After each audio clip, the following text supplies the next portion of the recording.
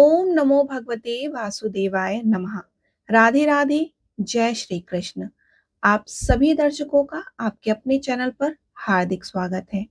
आज के इस वीडियो में हम आपको देव उठनी एकादशी व्रत कथा सुनाएंगे। देव उत्थान एकादशी या फिर देव उठनी एकादशी को हम हरि प्रबोधनी एकादशी भी कहते हैं। यह पर्व भगवान विष्णु को समर्पित है और यह एकादशी कार्तिक माह के शुक्ल पक्ष की एकादशी को मनाई जाती है। आषाढ़ शुक्ल पक्ष की एकादशी को भगवान विष्णु अपने 4 माह की निद्रा में चले जाते हैं और इसके बाद वे कार्तिक माह के शुक्ल पक्ष की एकादशी के दिन उठते हैं। इसी कारण इस दिन को देव उठनी एकादशी भी कहा जाता है, जो कि सभी लोग बड़ी धूमधाम से मनाते हैं। वैदिक पंचांग के अनुसार कार्तिक मास के शुक्ल पक्ष की एकादशी 12 नवंबर को मनाई जाएगी, यानी कि देव उठनी एकादशी का व्रत 12 नवंबर को किया जाएगा और इस दिन देव को उठाया जाता है और उसके साथ भगवान श्री हरि की कथा सुनी जाती है, यानी कि देव उठनी एकादशी की कथा पढ़ी और सुनी जाती है। तो आइए अब हम आपको देव उठनी एकादशी की व्रत कथा सुनाते हैं। भगवान श्री कृष्ण ने कहा कि हे अर्जुन, तुम मेरे बड़े ही प्रिय सखा हो। हे पार्थ, अब मैं तुम्हें पापों का नाश करने वाली तथा पुण्य और मुक्ति प्रदान करने वाली प्रबोधनी एकादशी यानी कि देव उठनी एकादशी की कथा सुनाता हूँ। आप श्रद्धा पूर्वक इसका श्रवण करें। इस विषय में मैं तुम्हें नारद जी और ब्रह्मा जी के बीच हुए वार्तालाप को सुनाता हूँ। एक समय नारद जी ने ब्रह्मा जी से पूछा कि हे पिता, प्रबोधनी एकादशी के व्रत का क्या फल होता है? आप क्या कृपा करके मुझे इस सब बारे में विधान पूर्वक बताएं। ब्रह्मा जी ने कहा कि हे पुत्र, कार्तिक माह के शुक्ल पक्ष की देवउठनी एकादशी के व्रत का फल एक सहस्त्र अश्वमेध तथा 100 राजसूय यज्ञ के फल के बराबर होता है।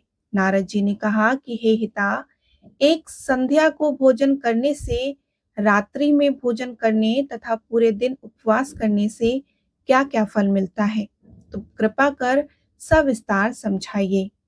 ब्रह्मा जी ने कहा कि हे नारद, एक संध्या का भोजन करने से, 2 जन्म के तथा पूरे दिन उपवास करने से 7 जन्म के सभी पाप नष्ट हो जाते हैं। जिस वस्तु का त्रिलोक में मिलना दुष्कर है, वह वस्तु भी इस एकादशी के व्रत के सहज ही प्राप्त हो जाता है। देवउठनी एकादशी के व्रत के प्रभाव से बड़ा पाप भी क्षण मात्र में नष्ट हो जाता है। पूर्व जन्म में किए हुए अनेक बुरे कर्मों को इस एकादशी का व्रत क्षण भर में नष्ट कर देता है। जो मनुष्य अपने स्वभाव अनुसार इस एकादशी का व्रत विधान पूर्वक व्रत करते हैं, उन्हें पूर्ण फल की प्राप्ति होती है। हे पुत्र, जो मनुष्य श्रद्धा पूर्वक इस दिन किंचित मात्र पुण्य करते हैं, उनका वह पुण्य पर्वत के समान अटल हो जाता है।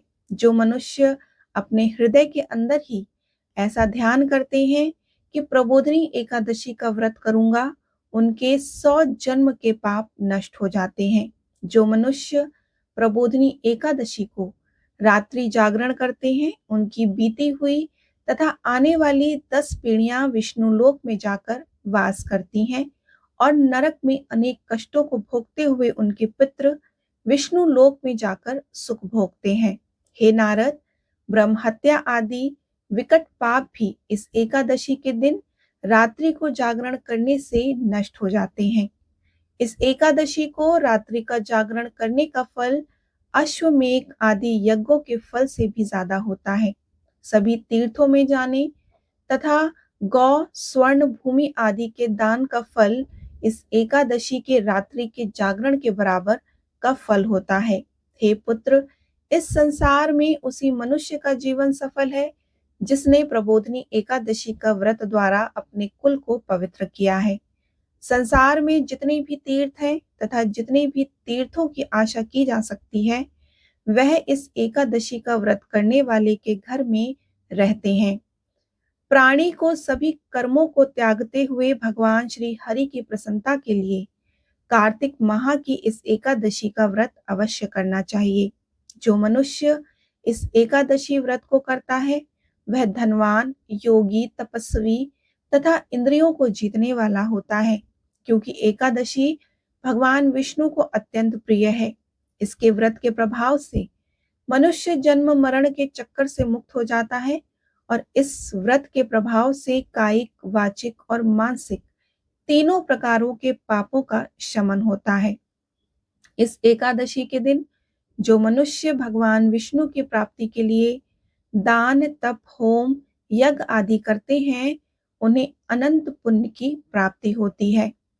प्रबोधिनी एकादशी के दिन भगवान श्री हरि का पूजन करने से और करने के बाद यौवन और वृद्धावस्था के सभी पाप नष्ट हो जाते हैं। इस एकादशी की रात्रि को जागरण करने का फल सूर्य ग्रहण के समय स्नान करने के फल से सहस्त्र गुना ज्यादा होता है। मनुष्य अपने जन्म से लेकर जो पुण्य करता है वह पुण्य प्रबोधिनी एकादशी व्रत के प्रभाव से पुण्य के समान सामने व्यर्थ है। जो मनुष्य प्रबोधिनी एकादशी का व्रत नहीं करता उसके सभी पुण्य व्यर्थ हो जाते हैं। इसलिए हे पुत्र, तुम्हें भी विधान पूर्वक भगवान विष्णु का पूजन करना चाहिए। जो मनुष्य कार्तिक माह के धर्म परायण होकर अन्य व्यक्तियों का अन्न नहीं खाते, उन्हें चंद्रायण व्रत के फल की प्राप्ति होती है। कार्तिक माह में प्रभु दान आदि से उतने प्रसन्न नहीं होते जितने कि शास्त्रों की कथा सुनने से प्रसन्न होते हैं। कार्तिक माह में जो मनुष्य प्रभु की कथा को थोड़ा बहुत पढ़ते हैं या सुनते हैं, उन्हें 100 गायों के दान के फल की प्राप्ति होती है। ब्रह्मा जी की बात सुनकर नारद जी बोले कि हे पिता, अब आप एकादशी व्रत का विधान कहिए और कैसा व्रत करने से किस पुण्य की प्राप्ति होती है, कृपया करके यह भी समझाइए। नारद की बात सुन ब्रह्मा जी बोले कि हे पुत्र, इस एकादशी के दिन मनुष्य को ब्रह्म मुहूर्त में उठ जाना चाहिए और स्नान आदि से निवृत्त होकर व्रत का संकल्प करना चाहिए। उस समय भगवान विष्णु से प्रार्थना करनी चाहिए कि हे प्रभु, आज मैं निराहार रहूंगा और दूसरे दिन ही भोजन करूंगा, इसलिए आप मेरी रक्षा करें। इस प्रकार प्रार्थना करके भगवान का पूजन करना चाहिए और व्रत प्रारंभ करना चाहिए। उस रात्रि को भगवान के समीप गायन, नत्र, बाजे तथा कथा कीर्तन करते हुए रात्रि व्यतीत करनी चाहिए। प्रबोधिनी एकादशी के दिन कृपा को त्याग कर बहुत से पुष्प, अगर, धूप आदि से भगवान की आराधना करनी चाहिए। शंख के जल से भगवान को अर्घ देना चाहिए। इसका फल तीर्थ आदि से करोड़ों गुना अधिक होता है। जो मनुष्य अगस्त पुष्प से भगवान का पूजन करते हैं, उनके सामने इंद्र भी हाथ जोड़ते हैं। कार्तिक माह में जो बिल्व पत्र से भगवान का पूजन करते हैं, उन्हें अंत में मुक्ति मिलती है। कार्तिक माह में जो भी मनुष्य तुलसी जी से भगवान का पूजन करता है, उसके 10,000 जन्मों के सभी पाप नष्ट हो जाते हैं। जो मनुष्य इस माह में श्री तुलसी जी के दर्शन करते हैं या स्पर्श करते हैं या ध्यान करते हैं या कीर्तन करते हैं या रोपण करते हैं अथवा उनकी सेवा करते हैं, वे 1000 कोटि युग तक भगवान विष्णु के लोक में वास करते हैं। जो मनुष्य तुलसी का पौधा लगाते हैं, उनके कुल में जो पैदा होता है वे प्रलय के अंत तक विष्णु लोक में रहते हैं। जो मनुष्य भगवान का कदम्ब पुष्प से पूजन करते हैं, वह यमराज के कष्टों को नहीं पाते।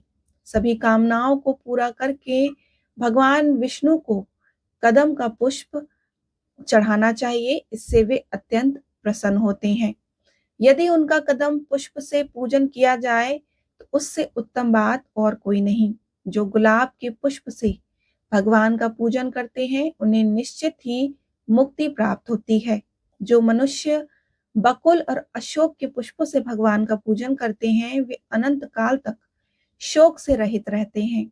जो मनुष्य भगवान विष्णु का सफेद और लाल कनेर के फूलों से पूजन करते हैं, उन पर भगवान अत्यंत प्रसन्न होते हैं। जो मनुष्य भगवान श्री हरि का दुर्वा दल से पूजन करते हैं, वे पूजा के फल से 100 गुना ज्यादा फल को पाते हैं। जो भगवान पर शमी पत्र से पूजन करते हैं, वे भयानक यमराज के मार्ग को सुगमता से पार कर जाते हैं। जो मनुष्य चंपक पुष्प से भगवान पुष्प का पूजन करते हैं, वे जीवन मृत्यु के चक्कर से मुक्त हो जाते हैं। जो मनुष्य स्वर्ण का बना हुआ केतकी पुष्प भगवान को अर्पित करते हैं, उनके करोड़ों जन्म के पाप नष्ट हो जाते हैं।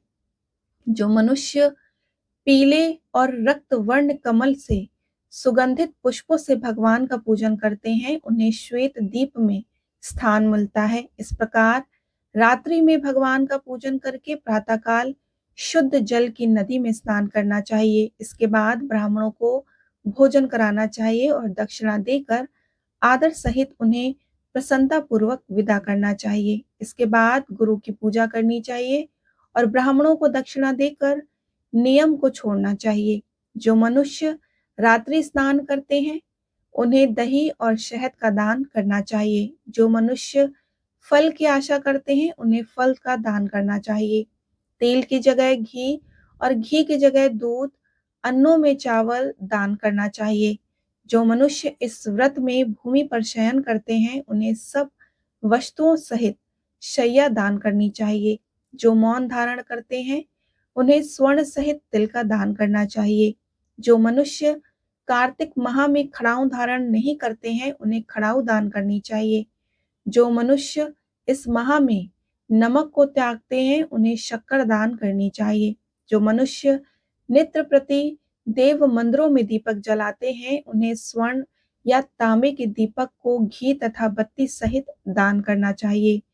जो मनुष्य चतुर्मास व्रत में किसी वस्तु को त्याग देते हैं, उन्हें उस दिन से उस वस्तु को पुनः ग्रहण नहीं करना चाहिए। जो मनुष्य प्रबोधिनी एकादशी का व्रत यानी कि देव उठनी एकादशी का व्रत के दिन विधान पूर्वक व्रत करते हैं, उन्हें अनंत सुख की प्राप्ति होती है और अंत में वे स्वर्ग को जाते हैं। जो मनुष्य चतुर्मास व्रत के बिना किसी बाधा के पूर्ण कर लेते हैं, उन्हें दोबारा जन्म नहीं लेना पड़ता।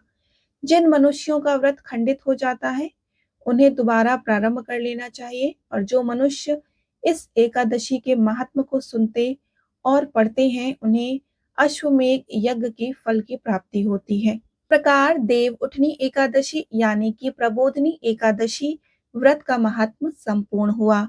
बोलिए श्री हरि विष्णु भगवान की जय। श्री एकादशी मैया की जय।